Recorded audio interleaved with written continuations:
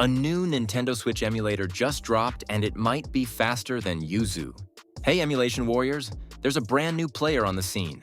SUMI emulator, and it's not just another fork. Built from scratch and fully open source, this emulator is claiming insane performance across Android, Windows, and more.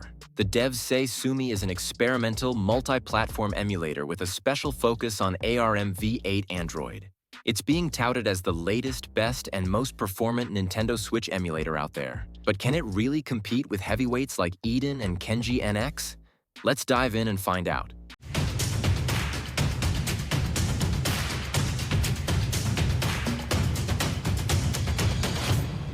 First, we'll install the emulator, apply the best settings, and run a few popular titles to test its stability and performance. The good news? SUMI is fully open source, with its entire codebase available on GitHub, making it super easy to download. Just grab the latest APK from the repository, and you're good to go. After installation, launching Citron for the first time presents a legal disclaimer, a clear acknowledgement of Nintendo's recent legal actions. Next, you'll be greeted by a welcome screen where you need to click Get Started and grant the necessary permissions. Next, the emulator will prompt you to enter your production ID or product keys, which are essential for running any games. Unfortunately, due to YouTube's community guidelines, I can't provide direct links to these keys. Once you've added the keys, install firmware and select the firmware file from your file manager. Adding the latest firmware improves game compatibility, helps with performance and stability, and reduces graphical and AA bugs, but this step is optional.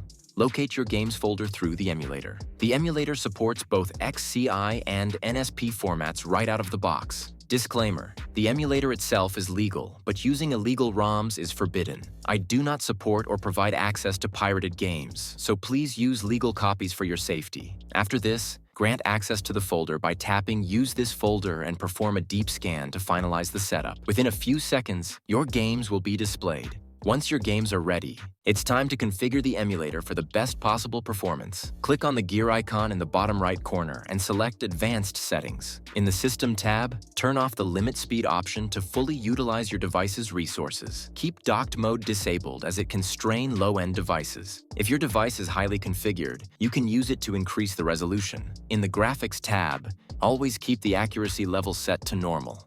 Use your device's native resolution or lower it to 0.5x for smoother gameplay. Set the aspect ratio to stretch to window for better compatibility. In the Debug tab, set CPU accuracy to normal while leaving other options at their default settings unless you are confident that your device can handle changes. To further enhance performance, you can install custom GPU drivers if your device supports it. This feature is only available for Snapdragon processors, so if you see the option, install the driver corresponding to your device's GPU.